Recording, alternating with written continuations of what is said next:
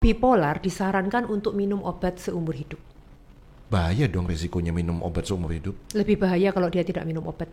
Akun rekeningnya dia ada 20M dan dia mau ngasih saya 1M katanya. Waduh. Tapi saya tunggu-tunggu gak ditransfer Sampai sekarang. karena begitu diobatin dia udah keburu waras duluan.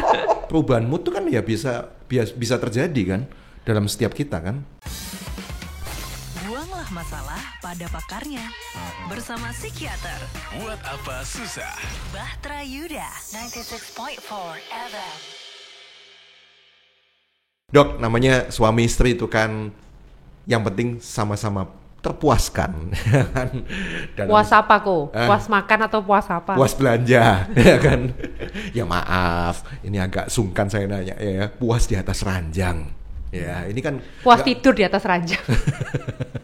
Ya nafsu seksualnya maksudnya. Oh, kepuasan gitu secara seksual. Gitu. Okay. Itu kan ya pasti dicari lah gitu ya. Nah, tapi ada juga yang sampai salah satu pasangan tuh masa terheran-heran, loh pasangannya kok ini hiperseks ya tiba-tiba kayak gitu. Dia nggak nyangka gitu kok bisa tiba-tiba muncul gitu kayak gitu berlebihan gitu ya. Udah dapet jatah minta lagi. Aduh sampai capek yang satunya. Nah ini gimana dok?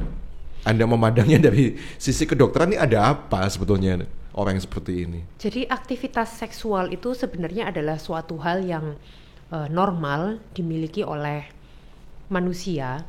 Gak cuma manusia ya, juga binatang sebagai aktivitas untuk reproduksi.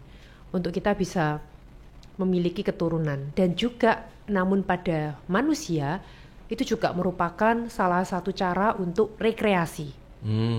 Ya. Ya. Jadi seksual itu kita pandang sebagai suatu hal yang sebenarnya adalah normal. Ketika seseorang tidak memiliki nafsu seksual atau frigid atau menurunnya libido, berarti ada sesuatu yang terganggu pada orang itu, ya, entah kadar hormon seksnya yang turun, ataukah kadar hormon serotoninnya yang turun, atau hormon dopaminnya yang turun, ya. Tetapi sebaliknya pada orang yang hyperseks, ya, yang mana sehari bisa melakukan 2-3 kali, maka itu juga merupakan sesuatu yang tidak normal, gitu ya. Jadi kalau secara normalnya aktivitas seksual pada manusia itu biasanya 2-3 hari sekali secara teorinya, ya itu masih normal ya. Tapi kalau 1 hari sampai minta jatah berkali-kali, berarti itu sudah sebenarnya termasuk di dalam hyperseks. Nah, apa yang membuat seseorang menjadi hyperseks itu banyak neurotransmitter, hormon-hormon yang berpengaruh. Menurut penelitian, hormon androgen atau hormon testosteron ya, itu mempengaruhi aktivitas seksual. Tidak hanya di manusia tapi juga di mencit. Jadi penelitian di mencit, di tikus yang memiliki kadar hormon androgen yang tinggi, hormon testosteron yang tinggi, maka aktivitas seksualnya pun meningkat. Terpacu ya oleh hormon itu ya. Oke. Ya. Jadi memang tidak bisa dipungkiri bahwa orang-orang yang memiliki hormon testosteron yang tinggi maka akan memiliki gairah seksual yang tinggi. Dan uniknya ternyata hormon testosteron atau androgen yang tinggi selain mempengaruhi aktivitas seksual, dia juga akan mempengaruhi agresivitas. Perilaku agresivitas ya. Karena testosteron, androgen itu kan hormon laki-laki ya.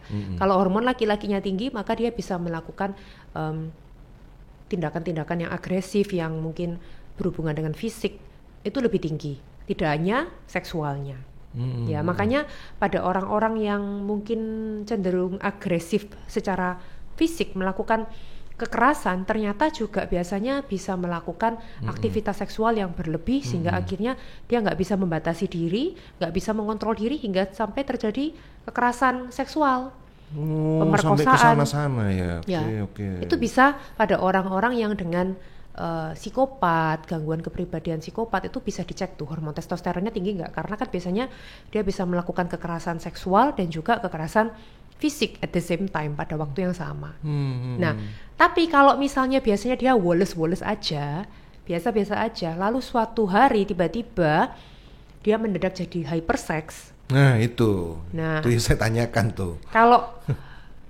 Kalau yang tadi saya bilang testosteron tinggi itu kan ibaratnya sudah lama dia seperti itu, memiliki kadar testosteron yang tinggi, jadi dia cenderung aktivitas seksualnya tinggi. Tapi kalau biasanya Wallace normal, tiba-tiba dia jadi meningkat, kemudian apa tuh? minta yang aneh-aneh, posisi yang aneh-aneh, fantasi seksual yang tinggi yang aneh-aneh, maka hati-hati, bisa jadi itu merupakan salah satu gejala dari gangguan bipolar. Oh, mengarahnya ke bipolar juga kayak gitu ya. Jadi orang-orang dengan gangguan bipolar fase mania, ya, ketika dia merasa sangat gembira berlebihan, bicara banyak, kemudian dia jadi nggak bisa tidur, ingin melakukan banyak hal, ngomong terus, ngomong besar, merasa dirinya hebat, biasanya juga akan disertai dengan aktivitas seksual yang meningkat, fantasi-fantasi seksual yang meningkat. Berarti kalau bipolar ini berarti dia dalam fase maniak gitu ya, saya ingat ya gitu ya. Jadi bipolar itu kan dari kata bi dan polar. Bi itu dua, polar itu kutub. Jadi seseorang ketika dia memiliki dua kutub emosi, yaitu kutub emosi mania dan juga kutub emosi depresi. Jadi kalau dia lagi mania, maka dia akan semangat berlebihan, gembira berlebihan, ingin melakukan banyak hal termasuk aktivitas seksual yang berlebihan. Makanya ada kata-kata namanya maniak seks. Pernah dengar ya istilah kata-kata maniak seks? Itu sebenarnya dari kata mania atau fase mania dari bipolar. Oke. Jadi sekali lagi saya luruskan ya, belum tentu yang mania seks ini bipolar. Kalau memang dalam keseharian memang dia cenderung memang agresif gitu ya dalam tindakan keseharian. Aktivitas seksualnya tinggi, bisa jadi kadar testosteron, hormon androgennya tinggi.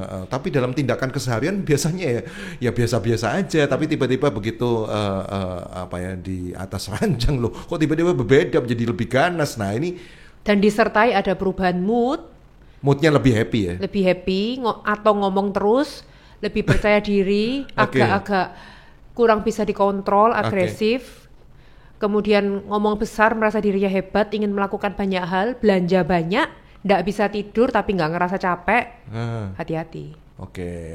Berarti ini bukan hubungi androlog ya, bukan ya? Kalau bipolar hubungi psikiater. Kalau testosteron tinggi ada hubungi andrologi. Nah itu tadi harus dibedakan dulu gitu, dipetakan dulu gitu ya. Musuh sama dokter begini harus diteliti dulu diagnosanya gitu. Oke dok, jadi kalau bipolar artinya kan itu juga ada sebuah ketidakseimbangan cairan kan kalau saya neurotransmitter ingat ya. Neurotransmitternya ya. Ada apa itu? Kalau dia lagi fase mania, maka dopaminnya itu berlebih. Hormon dopamin itu kan sebenarnya di satu sisi adalah hormon bahagia ya. Kalau hormon bahagianya berlebih, maka yang terjadi ya dia bisa mendengar-dengar suara yang mungkin beberapa pasien bipolar tuh banyak yang merasa dirinya utusan Tuhan, jadi dia doa terus. Kemudian dia merasa bahwa dirinya bisa mendengar wahyu, lebih spiritual lah, bahkan cenderung lebih benar. mistis. Hati-hati loh gitu justru hati-hati loh ya. Kalau ada orang yang tiba-tiba jadi cenderung, aku mendengar suara dari Tuhan, kamu disuruh ini, hati-hati. Jangan kita itu langsung percaya itu benar dari Tuhan. Makanya di Alkitab kan ada tertulis, ujilah segala sesuatu. Apakah benar? Itu dari Tuhan nggak? Anda damai sejahtera nggak? Kalau Anda nggak damai sejahtera, ya nggak cuma dilihat dari damai sejahteranya ya. Kalau tiba-tiba seperti itu, hati-hati. Bisa jadi itu malah gejala bipolar fase mania. Karena udah banyak pasien saya itu yang seperti itu, mendengar suara Tuhan, aku disuruh ini, suruh itu. Kemudian doa itu nggak berhenti-berhenti, bisa doa itu 5 jam loh. 5 jam loh doa. Lebih ujian kuat, penyembahan. Lebih kuat daripada biasanya. Iya. Padahal biasanya 1 jam aja boro-boro. Ini bisa sampai 5 jam doa terus dan nggak berhenti, hati-hati. Kemudian ngomong banyak, nggak bisa tidur. Hati-hati, bisa jadi itu bipolar fase mania. Nafsu seks meningkat. Oke. Jadi secara umum orang yang seperti ini dalam fase seperti sebenarnya tersiksa ya, dia nggak kepingin juga ya seperti itu ya, atau gimana ya? Dia sadar nggak sih? Kalau kita bilang sadar, conscious ya sadar, bisa diajak ngomong, bukan kayak orang nggak sadar yang koma, yang merem, yang tidur, yang enggak. Dia sadar tapi tidak bisa mengontrol. Itu tuh. Dia tidak bisa mengontrol diri karena ini suatu gangguan, sakit. Ya harus orang sekitarnya yang bawa dia berobat ke psikiater. Nggak bisa Anda berharap orang lagi bipolar fase mania dia bisa dengan kesadaran sendiri dia datang berobat ke psikiater. Nggak mungkin. Justru kebanyakan orang kalau lagi fase bipolar, mereka tuh malah seneng. Fase mania, mereka malah seneng karena lagi happy kan. Kalau orang-orang bipolar tuh malah nggak suka kalau masuk fase depresi. Kalau lagi fase mania, mereka malah seneng.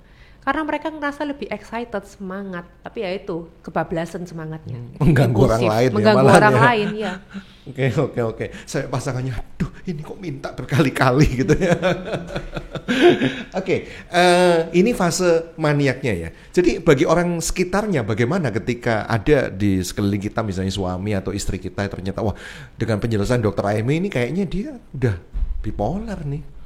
Jadi saya sebagai istrinya atau dengan kata lain saya sebagai suaminya harus mesti gimana ya? Diajak ke dokter dia merasa baik-baik saja gitu kan, dia lagi semangat-semangatnya gitu. Jadi bipolar itu kan ada ada dua jenis. Ya, bipolar tipe 1 dan ada bipolar tipe 2. Ini kayak diabetes saja ya, Iya, tipe 1 tipe 2. Benar. Oke, yang tipe 1 gimana nih? Kalau bipolar tipe 1 itu mood swing-nya ekstrim. Jadi dia mania dan depresi. Kalau udah happy, bahagia banget, kepingin melakukan banyak hal, terus beberapa bulan kemudian dia masuk fase depresi. Yang aku udah mati aja, aku merasa diriku gagal. Udah aku lebih baik mati. Nah, itu udah masuk fase depresi. Itu yang bipolar tipe 1. Kalau bipolar tipe 2, mood swing-nya dia tuh nggak terlalu ekstrim. Nggak se-ekstrim tipe 1. Jadi lebih ke arah hipomania dan distimia. Kalau hipomania dia nggak terlalu up, diajak ngomong masih nyambung, masih oke, nggak sampai halusinasi, mendengar suara Tuhan gitu, nggak sampai doa terus, nggak. Tapi kok kita ngelihat, kok kayaknya kamu lebih happy ya dari biasanya, kok kamu kayak lebih ceria, dandannya lebih menor dari biasanya, ngomongnya kok lebih pede, lebih ceria, ngomong terus nggak berhenti. Nah itu mungkin yang tipe 2, nggak sampai mengganggu orang, nggak sampai ekstrim, tapi ada mood swingnya. Dan dia kalau lagi down nggak sampai kepingin mati, tapi ada kayak sedih, ngerasa diri nggak berharga, nggak berguna. Nah itu yang tipe 2 kemungkinan. Loh, berarti kebanyakan orang bisa masuk ke dalam tipe 2 dong, karena perubahan mood itu kan ya bisa terjadi kan dalam setiap kita kan. Mood kita kan bisa berubah ya. Kita namanya, mood pasti berubah. Mood pasti berubah. Bukan berarti pun kalau Anda sudah di treatment dengan psikiater, Anda dapat obat lalu Anda menjadi seperti robot hidup yang nggak punya mood, ya nggak mungkin. Mood itu kan wajar dimiliki oleh manusia. Perubahan mood itu wajar kan. Tetapi kalau perubahan mood itu melebihi dari seharusnya sehingga orang lain merasa tidak nyaman, dan itu terjadi selama beberapa waktu, beberapa minggu atau beberapa bulan, kemudian Anda mungkin normal biasa, kemudian beberapa bulan kemudian Anda down lagi. Hati-hati, karena pada umumnya kita kalau mood kita nggak baik ada penyebabnya, dan kalau masalahnya udah selesai kita bisa mengontrol, kita udah biasa. Tapi kalau orang-orang yang bipolar biasanya memang ada pencetus ya, misalnya masalah di pekerjaan gitu. Jadi orang-orang bipolar tuh biasanya dia depresi dulu, down dulu, ada masalah di pekerjaan, bangkrut atau cerai atau apa, dia down, terus dia berusaha terlihat kuat, akhirnya muncul tuh fase manianya.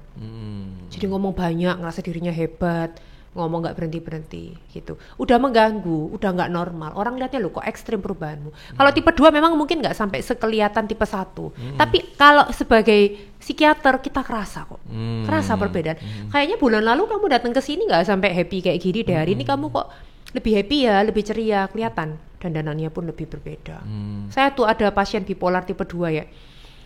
Bipolar waktu pas dia yang datang pertama kali ke saya pakai pakaian tertutup. Waktu pas dia fase agak-agak naik, beneran loh, dia pakai baju tuh kayak baju renang loh, pendek sama pakai kayak kimono. Menantang. Iya, menantang. Untung dokternya cewek. Coba kalau dokternya cowok, mimisan nanti. Oh ini cewek ya. Wow. Ya cewek lah, aku masa cowok pakai baju renang, berarti pakai celana renang doang datang ke Ya tempat kali aja gitu. Ini schizophrenia atau bipolar? Oke. Jadi bagaimana untuk terapi antara tipe 1 dan tipe 2 ini berbeda nggak? Kalau sebenarnya prinsipnya sama, tapi dosisnya lebih ringan kalau yang tipe 2. Oke. Prinsipnya untuk pengobatan orang-orang dengan bipolar, kita akan berikan obat untuk penstabil mood. Kemudian kalau dia sudah sampai ada waham, ada halusinasi, mendengar suara, dan juga ada waham erotomania loh. Kalau bipolar fase mania itu, yang ngerasa ada orang naksir dia, orang itu kepingin berhubungan seks sama dia. Ya padahal sebenarnya ya itu bagian dari dirinya. Makanya ada kata-kata erotomania, dari kata mania. Erotomania ya. Lagi Eroto fase artinya mania, erotis kan. Ngerasa semua orang kepingin berhubungan seks sama dia gitu. Semua orang mencintai dia, menyukai dia, mau ngejar-ngejar dia. Hati-hati. Itu waham erotomania. Kemungkinan dia lagi fase mania. Oh, bisa overlap ya satu dengan yang lain ini ya gejala-gejalanya. Bukan ya? overlap, gejala tiap orang bisa berbeda. Tapi prinsipnya mood yang happy, nggak bisa tidur, bicara itu jelas banyak, ya, flight of ideas, idenya berlompatan dari satu ide ke ide yang lain, dan nggak ngerasa capek. Nah, wahamnya itu bisa berbeda-beda. Ada yang waham seks, erotomania tadi. Ada juga yang wahamnya waham keagamaan, jadi doa terus. Ada juga yang wahamnya waham grandiose, ngerasa dirinya adalah keturunan dari nabi, raja, dia memiliki banyak uang. Itu waham grandiose. Jadi kalau waham yang paling sering di orang bipolar itu kalau nggak waham keagamaan, tadi yang jadi doa terus, waham erotomania yang ngerasa orang suka sama dia, kepingin seks, atau waham grandiose yang ngerasa dirinya memiliki banyak uang, memiliki jabatan penting. Nah, biasanya 3 ini yang paling sering. Yang paling banyak terjadi ya. Nah, dan biasanya juga ada sedikit paranoidnya, ngerasa orang lain iri sama dia, nggak suka sama dia, gitu. Oke. Kalau ada 3 ini hati-hati. Kenapa? Gitu. Ya bisa jadi bipolar. Kalau ada di antara ketiga ini. Jadi nggak semua orang bipolar itu pasti nafsu seksnya meningkat loh saat mania. Nggak semua, tapi bisa ada yang meningkat. Saya pikir 3-tiganya itu terjadi semua gitu. Dia ya secara seks. Bisa nggak? Ya bisa kalau Bisa, parah. ya? Kalau parah. Tapi kalau saya lihat yang paling sering kalau laki itu lebih banyak yang memang tentang nafsu seksnya meningkat. Enggak. Erotomania yang nggak sampai nafsu seks meningkat lebih banyak di perempuan. Banyak perempuan yang ngerasa disukai sama cowok itu suka sama dia. Itu tapi dia nggak sampai maksa untuk ML. Kalau cowok mungkin kan nafsu libidonya lebih besar ya, dia bisa nafsu seksualnya lebih tinggi. Tapi kalau cewek yang bipolar fase mania, dia mungkin nggak sampai nafsu seksnya meningkat yang sampai ekstrim, tapi mungkin dia ngerasa disukai banyak orang atau ngerasa duitnya banyak atau apa gitu. Kalau cowok lebih banyak yang grandiose, ngerasa aku punya banyak uang gitu. Saya punya dapat pasien bipolar, dia bilang kalau di akun rekeningnya dia ada 20M dan dia mau ngasih saya 1M katanya. Waduh. Tapi saya tunggu-tunggu gak ditransfer sampai sekarang. Karena begitu diobatin dia udah keburu waras duluan. Jadi gak ditransfer tuh. Berarti gak usah diobati dulu gitu. Biar ditransfer ya, gak bercanda. Oh, sampai segitunya ya. Iya. Sampai dia nanya beneran tuh. Dokter Raymond nomor rekeningnya berapa? Ini mau saya transfer sekarang gitu. Dan ada ketipu ngasih beneran kan nomor rekeningnya. Aduh. Nah, tapi bisa membuat orang lain tertipu ya dengan kayak gitu ya. Maksudnya ya kan? Ya maksudnya tadi kan saya orang kaya, saya pendoa syafaat yang luar biasa gitu, orang bisa percaya loh kadang kan. Ada banyak yang percaya. Tapi nggak manipulatif ya. Kalau udah manipulatif udah beda lagi ya. Kalau ini kan di luar dari di luar dari keinginannya dia nggak bisa kontrol, beda ya. Kalau psikopat itu kan kepribadian manipulatifnya dia memang dengan sengaja ingin mengontrol, mengendalikan orang lain, beda ya. Kalau bipolar dia terlibat kasus hukum, dia akan bebas, nggak bisa dihukum karena memang sakit. Kalau psikopat itu kepribadian watak bisa tetap dihukum kalau dia melakukan kejahatan. Oh iya, saya baru tahu ini ternyata seorang dengan penderita bipolar jadi tidak bisa dikenai ini ya sanksi hukum. Nggak bisa, karena si bipolar itu termasuk di dalam golongan penyakit psikotik, gangguan psikotik. Oke. Tapi akan lebih jelas nampak kalau dia dalam fase depresi, itu juga pasti kelihatan ya. Wah ini. Maksudnya kelihatan apanya? Ya. Makin jelas gitu kalau dia bipolar gitu. Kadang-kadang kita masih bingung kan menegakkan ini bipolar atau enggak. Bipolar memang harus ada 2 fase yang terlihat. Nggak boleh kita lihat dia cuma baru depresi aja lalu kita diagnosis dia bipolar. Memang syaratnya harus kita sebagai psikiater melihat sendiri ada 2 fase, mania dan bipolar. Tapi kalau udah ada mania biasanya pasti pernah depresi, pernah bipolar sebelumnya, meskipun dia mungkin pas depresi nggak berobat. Kan biasanya Indonesia kan gitu kan, kalau lagi sedih-sedih, alah kamu cuma sedih-sedih biasa, nggak usah dibawa berobat. Tapi begitu dia mania, yang ngomongnya banyak, bicara melantur, nggak bisa tidur, marah-marah ke orang, udah pasti dibawa. Ya. Jadi biasanya kalau udah mania, biasanya udah pernah depresi sebelumnya, jadi pasti bipolar. Tapi kalau dia baru datang ke kita, ke psikiater, dan baru depresi, kita nggak boleh cepat-cepat mendiagnosis dia bipolar. Ya. Oke. jarak waktu antara mania dan depresi itu beda-beda ya? Beda-beda, Setiap bisa orang ya? beberapa bulan, bisa beberapa minggu, ada juga yang malah beberapa Yang hari, terdekat? beberapa jam. Beberapa ada, jam? ada, makanya ada namanya rapid cycling. Waduh. Tapi paling banyak biasanya beberapa minggu, beberapa bulan. Waduh, saya nggak bisa bayangkan kalau beberapa jam bisa berubah. Iya. Makanya ada namanya bipolar fase campuran, episode kini campuran. Jadi mixed type. Ada manianya tapi juga ada depresinya. Cepat berubahnya itu bisa. Oke. Yang terakhir, bisa sembuh nggak? Kalau bipolar disarankan untuk minum obat seumur hidup. Bahaya dong resikonya minum obat seumur hidup. Lebih bahaya kalau dia tidak minum obat. Anda pilih, ya kan? Hidup ini pilihan. Anda nggak mau minum, ya nggak apa-apa. Kita sebagai psikiater juga nggak maksa. Tapi siap-siap kalau dia udah moodnya kacau, amburadul, dia bisa melakukan tindakan-tindakan anarkis yang akan merugikan orang. Dan di saat itu Anda sudah bingung. Kalau udah lagi fase mania dengan gejala psikotik, bingung. Ya. Keluarga bingung sampai panggil polisi loh, ngajak berobat ke saya itu. Itu kan ribet gitu loh, daripada ya udah minum obat untuk maintenance. Kamu memang sudah sembuh tapi sekarang minum obat supaya moodmu stabil, daripada terjadi hal-hal yang tidak kita inginkan. Nggak bisa lepas ya berarti obat itu ya. Jangan dilepas, bahaya kalau bipolar. Sebaiknya seumur hidup. Tapi sebaliknya juga ini sebagai good news-nya ya. Saya mulai baca gitu, sekarang artis-artis beberapa orang terkenal mau lebih pede untuk speak up bahwa mereka penderita bipolar, tapi ternyata mereka prestasinya oke banget gitu ya. Orang-orang dengan penderita bipolar, kalau dia lagi mania, dia itu bisa menjadi sangat kreatif. Karena kalau lagi mania, pikirannya tuh nggak berhenti, mereka bisa nulis lagu, bikin buku yang banyak. Dan itu bukan nggak bagus loh, bagus gitu ya. Bagus. Iya. Justru makanya kenapa kok penderita bipolar itu lebih seneng kalau mereka agak-agak hipomania, nggak sampai mengganggu, tapi mereka bisa jalannya cepat dibandingkan kalau mereka lagi depresi. Karena mereka jadi nggak bisa mikir, moodnya jadi sedih-sedih terus. Oke. Wah, ini saya malah lebih tertarik ngejar lagi. Bisa nggak yang bipolar tipe 1 menjadi tipe 2 dengan adanya obat gitu. Jadi nggak terlalu cepet-cepet banget. Nggak terlalu tajam-tajam banget gitu. Kita nggak boleh bilang dari bipolar tipe 1 ke tipe 2. Kalau memang sudah pernah tipe 1 ya tetap diagnosisnya tipe ya? 1. Tapi saat ini dia terkontrol. Dengan obat dia sudah remisi, membaik karena diobatin. Oke, yang tipe 2 ya tetap tipe 2 Iya, gitu ya. karena dia nggak pernah sampai ke tipe 1, maka kita bilang dia tipe 2. Oke. Ya, kini ku tahu 30 Maret menjadi hari bipolar.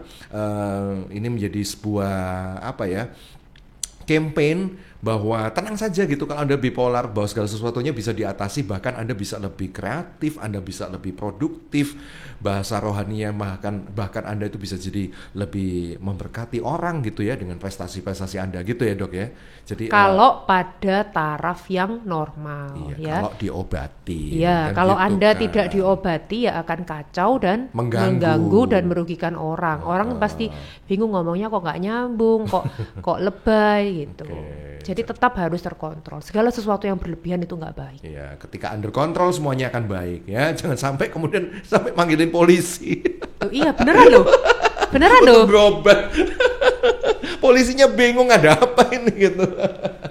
Baik, rajin-rajinlah kalau memang di sekitar kita ada orang yang seperti itu. Ini menjadi sebuah notis buat Anda untuk ini menjadi sebuah edukasi lah buat Anda gitu ya, untuk Anda tahu ke tempat yang benar dan bagaimana memperlakukan dengan benar ya. Terima kasih Dr. Aimee Nugroho SPKJ, beliau bisa ditemui ya sambil bawa polisi boleh.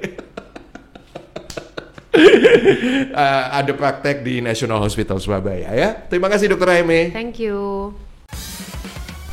Buanglah masalah pada pakarnya. Bersama psikiater. Buat apa susah?